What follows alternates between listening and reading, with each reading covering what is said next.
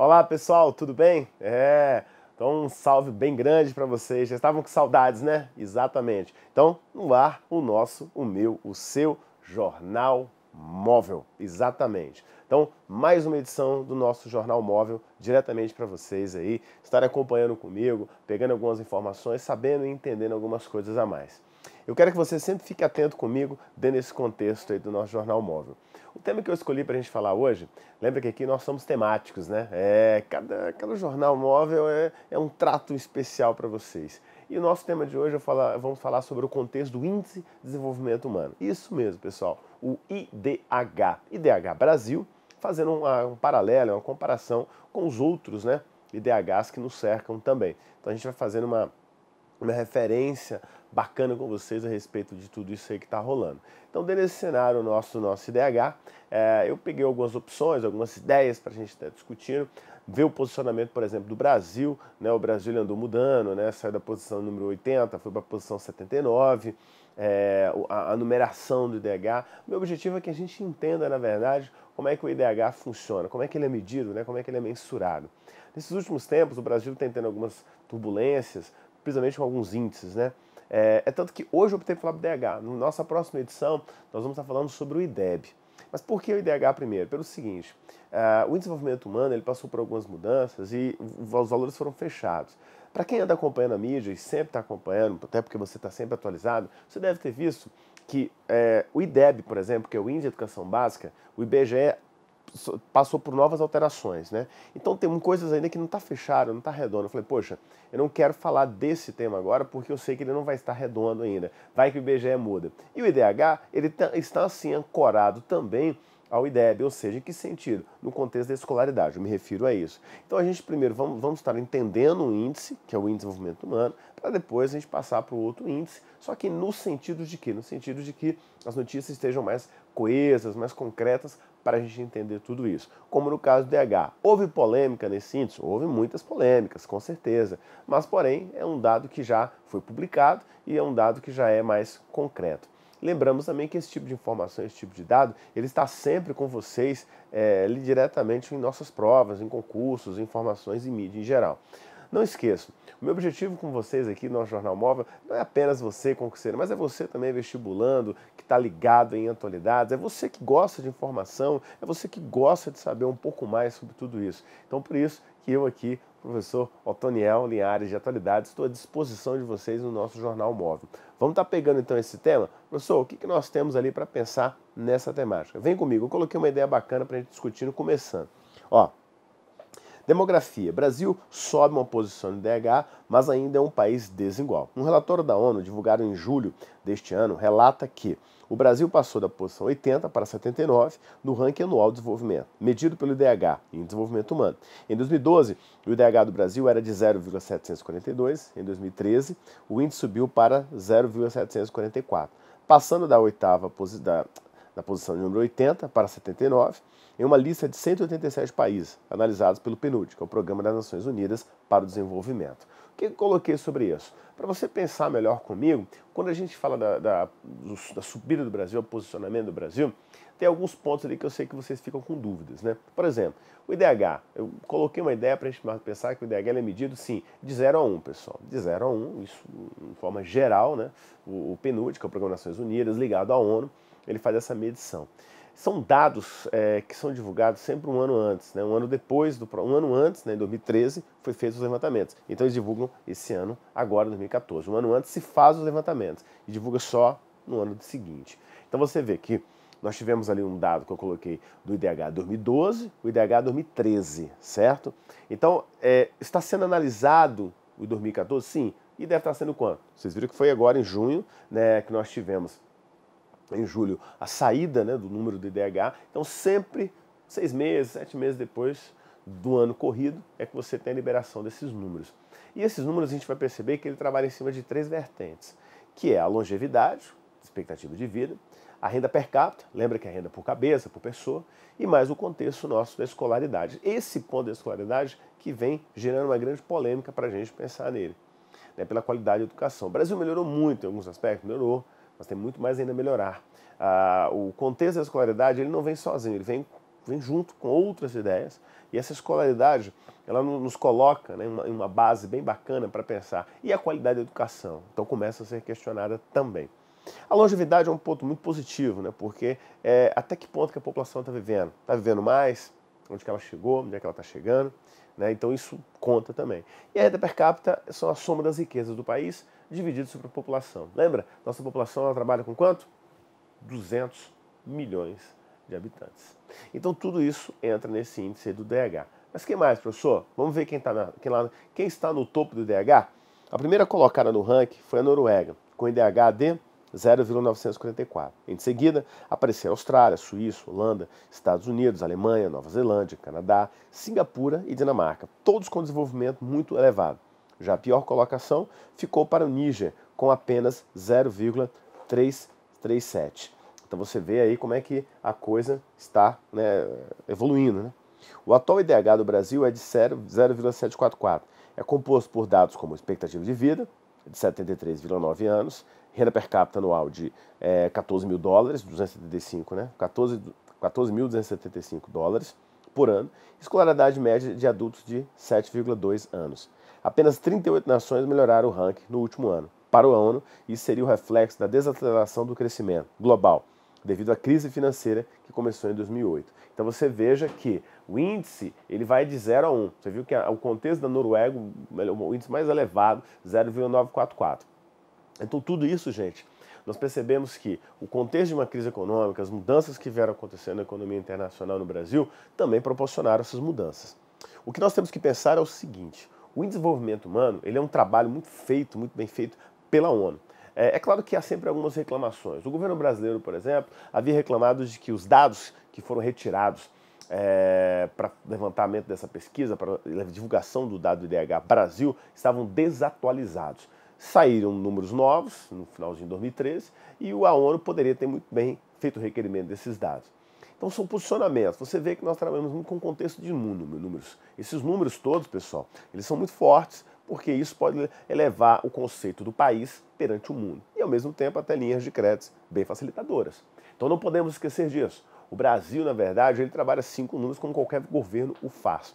Dentro do contexto do IDH, quanto melhor for nosso posicionamento, melhor o Brasil é visto lá fora. Isso, gente, traz um outro referencial para a gente pensar.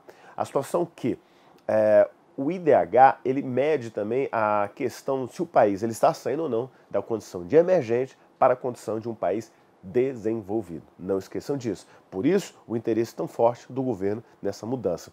E é aí que eu quero colocar para vocês. O Brasil, então, ele subiu sim o seu posicionamento, ele saiu da posição de 80, vai para 79. Segundo alguns dados, algumas pesquisas, em 2050 o Brasil deve estar chegando à posição de número 50, 50 a 55. Inclusive, pegando ali os seus parceiros, os BRICS. Rússia já está por lá, já tem algum tempo. Então o Brasil ainda tem muito para melhorar. Isso tudo a gente vai perceber que são investimentos. O que mais? Vamos lá. Apesar disso, o IDH brasileiro é superior à média da América Latina e do Caribe, 0,740, e ao IDH calculado para os países de alto desenvolvimento humano, 0,735, grupo do qual o Brasil faz parte. Então nós já estamos com um desenvolvimento humano bem melhor. Mas em relação aos países vizinhos da América do Sul, estamos atrás do Chile, por exemplo, 41ª posição, e da Argentina, 49ª, e do Uruguai, 50ª. Então você já vê que a questão do Uruguai na posição 50 ainda já estão bem melhores do que o Brasil, né? Olha a diferença. Quais são as perspectivas dessas melhoras? O IDH brasileiro apresentou melhoras consistentes na condição de vida de pessoas nos últimos 30 anos. De vida melhorou muito. O índice aumentou 36,4% desde 1980, entre 91 e 2010, por exemplo, e a renda per capita mensal dos brasileiros teve um ganho de 346 e 31 centavos, reais 31 centavos. E a expectativa de vida cresceu 14% no país. Então isso tudo, gente, foram dados que melhorou a nossa qualidade de vida.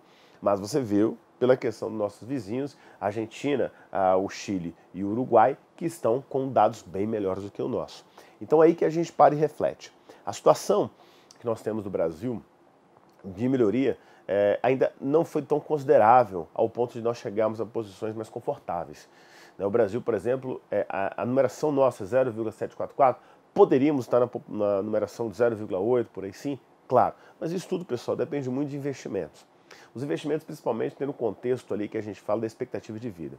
Eu quero que você entenda comigo o seguinte, a expectativa de vida, ela também vai estar ligada diretamente à qualidade dessa vida da população. Se eu tenho um mecanismo nos hospitais, saúde pública como um todo melhor, é óbvio e é claro que nós vamos ter ali uma qualidade de vida bem melhor, bem mais preparada. E a população também vai agradecer bastante.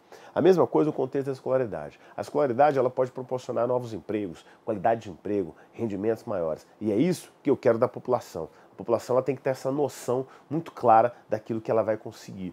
Porém, o Estado tem que estar fornecendo isso.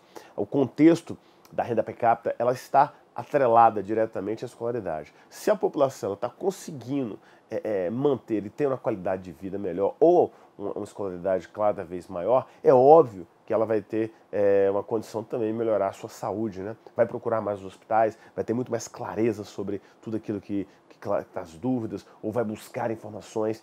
Então, não é apenas um índice, é uma informação muito maior do que pode estar se imaginando. O que mais? Tem um contexto para a gente pensar o seguinte, só destacando esse ponto aqui, quando eu falo aqui, ó, olha os 30 anos aí que nós temos, tá vendo?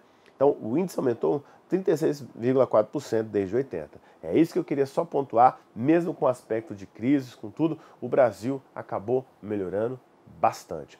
Bem, você vai estar acompanhando comigo agora, daí de casa, um videozinho, né, que é uma reportagem, um documentário, uma reportagem, aliás, melhor dizendo, uma reportagem que você viu na rede, na mídia geral, passando nas televisões como um todo, né, que eu coloquei para a gente só esclarecer também alguns índices ali, como é que o governo, como é que a mídia está vendo esse IDH, certo? Acompanha comigo aí. O Brasil subiu uma posição no ranking mundial do IDH. É o índice que mede avanços em saúde, em educação e em renda. Mas em comparação com os vizinhos sul-americanos, o Brasil está em 5º lugar. Gustavo tem 1 ano e meio e está com o cartão de vacinação em dia. Eu procuro seguir o calendário, estabelecido pelo governo, das idades certinhas. A vacinação é um serviço básico, chega para todas as crianças e ajuda o Brasil a subir no ranking elaborado pelo Programa das Nações Unidas para o Desenvolvimento. O estudo analisa a evolução da saúde, educação e renda em todo o mundo.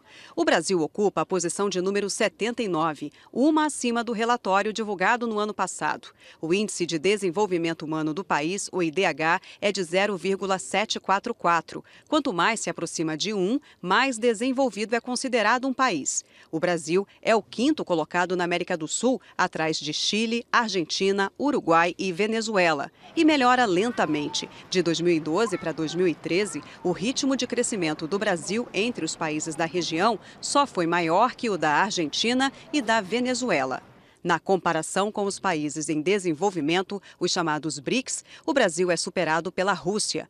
O detalhamento sobre saúde e educação mostra que nas últimas 3 décadas, a expectativa de vida do brasileiro aumentou de 62,7 para 73,9 anos e a média de tempo na escola subiu de 2,6 para 7,2 anos. A ONU também calcula outro ranking, o da desigualdade. Ele mede como a saúde, a educação e a renda são distribuídas para a população.